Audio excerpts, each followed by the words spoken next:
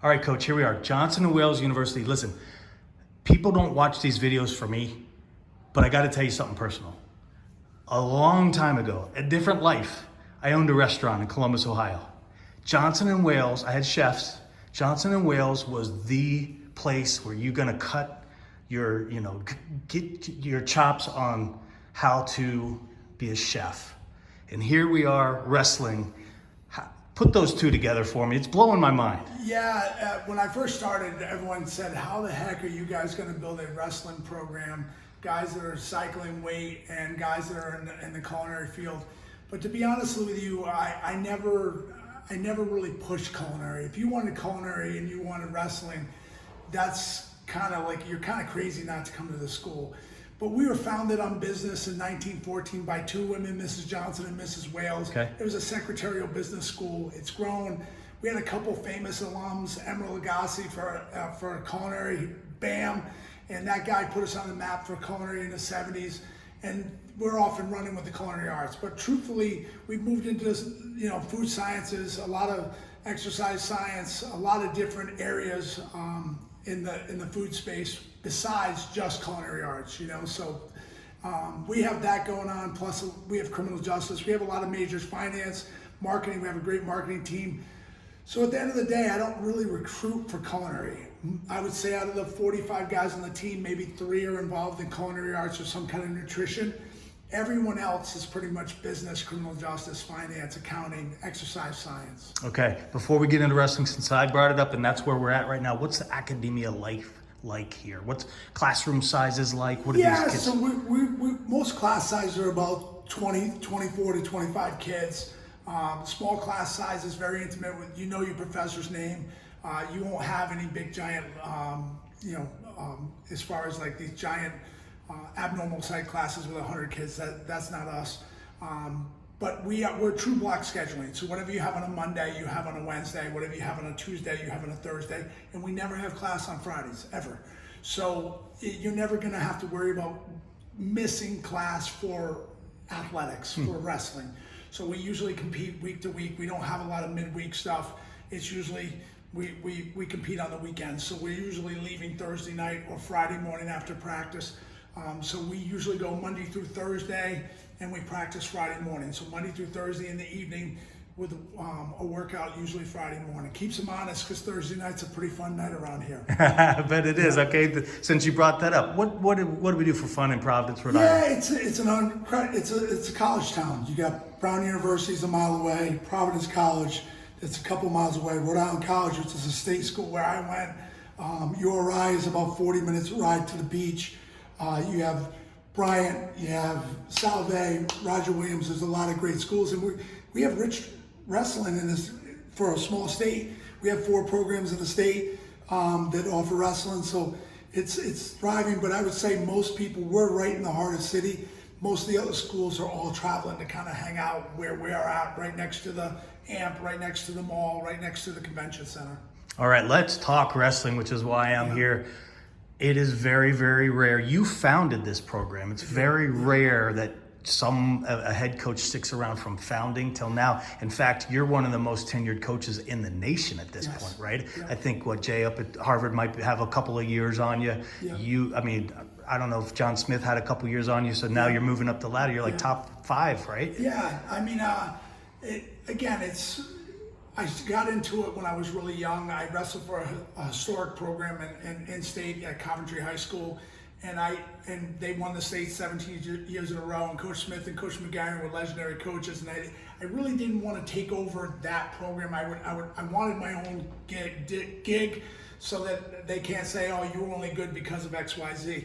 And all of a sudden, I got introduced to John Parenti, a guy for a long time, SID and athletic director, said, hey, we would love to have you come over and interview for the job. I was 23, 24 years old. I didn't even know what I was doing. At the time, I was coaching football, I was coaching wrestling at the high school level. And I said, hey, let's give this thing a try. And then right away, I knew I had to surround myself with good people. And Coach Allen, Coach Gilbert, once Coach Gilbert graduated, I kept him around. He's never left. He's been a part of every program except the club team. And Coach Allen, with the exception of 1 or 2 years, he's been here the whole time. So I've been very blessed to surround myself with really strong people, and when you treat people well, they don't leave. And through the times, I mean, it just, once you throw yourself into it, it's really, I don't fish, I don't hunt, I coach wrestling. So that's kind of where I'm at and how I got stuck here for so long. All right, so let's talk success of the program. It doesn't happen overnight. And if you have to look back, was there a moment in time? Sure. Is there something you can point to say, hey, this got us over that edge? Yeah, we got a couple really good, back in like 04, 05, we had a couple really strong recruiting classes with Steve Martell, the couple kids, Tim Ruberg from back in the day from Harrison, Ohio, Coach Dennison out there. So we got a couple real marquee recruits that pushed us over the top. But then what happened was I was a vice principal and a teacher for many years. For the first 16 years of the program, we were all part-time. And we were having that success. And we were always in the top 10, always in the top 15, but we never really broke through the top 4 until my wife said, hey, listen, you don't ever talk about suspending kids or this, that. You talk about the guys. You don't need to make $120,000 a year. Let's take that biggest ball out of the air and let's just focus on wrestling and go full time. And I took a huge pay cut, but it was quality of life and just spending time, having more time with the family and stuff. And it allowed us to go full time and really focus on doing morning workouts, individual workouts, really do more recruiting, all those things that really pushed us over the top. And we made a jump. And I mean, since 2017, we've been in the top 6, 7 programs in the country. And it's hard because we're not in wrestling country, we're in hockey country. So you're trying to battle with this, and it's hard. But we're doing it, and it's day by day and just putting in the work, trying to keep a fence around the best kids in New England, and then also trying to snag a couple kids from the Midwest and convince them to come out here and actually see the ocean and go in the Atlantic and say, hey, this is a pretty cool place, especially if you want to do business. You're an hour from Boston, you're 2 hours from New York City. It's a pretty cool place to go to school. Yeah, so talk to me a little bit about that recruiting pitch. You've mentioned it, right? Come out here, talk to that kid from Ohio, that kid from PA, from Michigan. I didn't see any of those kids on your roster. A lot of New England, obviously, right. That's obvious. But what do we do to get some of those kids out this way? Usually it's a niche, right? Those are the culinary type kids. Those are kids that are looking for a certain part. But it's also that kid who wants to get out of Dodge and they want to be a part of a good program, but they also, they want to go see the world. They want to use wrestling as the vehicle to go see the world. And so those are the kids we're trying to get. It's just hard for them. There's a lot of great programs right in your backyard. It's hard to get them. If you don't want to go to Ohio State, you got the Baldwin Wallaces, you got the Mount Union, you got some storied programs right in your backyard. So it's hard to convince that kid to come. So the only thing I'm selling is, hey, come out here, just come take a visit. Cost you nothing, break bread, let's go apply to the school, it's free, see how much merit money you get. And at the end of the day, I'm confident as far as facilities, our national schedule, we get every kid on our roster gets 25, 30 matches. We're not top heavy where we only focus on the top third. Our bottom third of our guys wrestle every weekend. A lot of times we'll split our roster up. We'll send half the team to the national duels, half the teams to the North-South duels. Our kids get to wrestle. That's what separates us from a lot of other D3 programs. Yeah, I noticed the numbers in the room. Obviously, the roster is huge. You mentioned 45, Yep. and it feels like there was more kids than that in there. Yep. But what I've come to understand is you're not the man the moment you walk on here all 4 years necessarily. You got to work to get there. You got somebody nipping at your heels the whole time, right? Yeah, so that's one of the things that's hard. We have New England place finishers. We have, Jersey place finishers that can't break our lineup, and people are like, what's going on? Kids that placed at Virginia Beach. And I always say the top 5 in Division II, the top 5 in Division III, we can go with the bottom third of Division I. I mean, it's just they're not getting the resources they need to be competitive like a Penn State, like an Ohio State.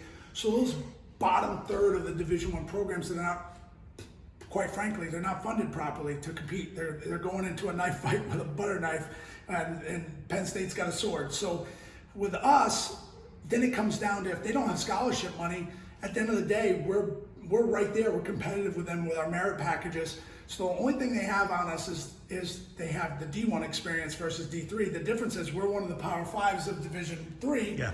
and they're one of the bottom thirds bottom 10 teams of Division One. So I would argue, what kind of experience do you want? Do you want an experience where you get to win a lot and you get to travel and you get to wrestle, or do you want to go somewhere where you're not successful week in and week out, and you don't always get to wrestle? You just don't. I mean, they don't have the funding for it. So it's that's kind of what we're competing against. We're competing against the small D1, a kid that can go Division One, but he's not a kid that's going to be a Bo Nickel. You know what I mean? It's not. That's not. They're a fringe kid that could be maybe a national qualifier for Division One, because let's be honest, almost half the Division One kids make the national tournament, right? There's 33 kids out of like 78 schools that make it. So at our level, it's you come here, you can be a big fish right away, and you're a superstar. And I always tell kids, you come here, you win a national title, hey, you go in the portal, go Division One then. You know, come show that you're the guy. But I'm confident that you're going to come here. There's a lot of Division One kids that come back to this level that are very competitive, that are placing at U23s, that are being competitive with those Division One guys. All right, so you have something exciting happening this March. You got the D3 National Tournament coming right here into Providence, right? So that's got to be exciting for the program as well. It's been a bucket list of mine. I've always wanted to do it. The last time it was at Coast Guard Academy in 1993. Before that, it was in 1984. So it hasn't ever been in Rhode Island, but it's not even in New England. No one wants to take it on. It's a bear. And quite frankly, I don't know that I'm even ready to take it on. But I know our kids deserve to wrestle at home in front of their families. I know when we go to lacrosse or we go to a Midwest school, it's sometimes, you know, it's only a couple of parents and your guys, and you know, like it's your coaches and your guys. You might have 12 people when you win a trophy and you go up there. Well, then you go out there and you see those other teams win. They got 150 people up there with them. So we're hoping to have that kind of same turnout to support us. And in the same breath, I think the Midwest kids deserve to come out here to have that experience, to see the East Coast, take them to the ocean, do a polar plunge, do something cool with their guys, go get a lobster roll, do something fun like that. So we're excited about hosting. We know it's a lot of work. We got an amazing team that is really excited about doing it and doing it right. And I think it's going to be one of the best venues that D3's ever seen. It's a great setup. All right, Coach. Thanks for bringing me in. Thanks for letting me, hang out during the practice and whatnot. What else you have for us? No, that's it. I appreciate it, man. We got some rich tradition in Ohio, and I would love to get more Ohio guys. It's one of the best states in the country for wrestling. It's just hard for them to leave home. And the kids that we have gotten from Ohio were all kids that had a background in like the culinary or a specialty major. So any of the kids from Ohio that want to come out and check it out, we'd love to have you. Reach out to me through Instagram, or you can reach out to me through my email, and just come out and visit. All right, Coach. Thank you very much. Yeah.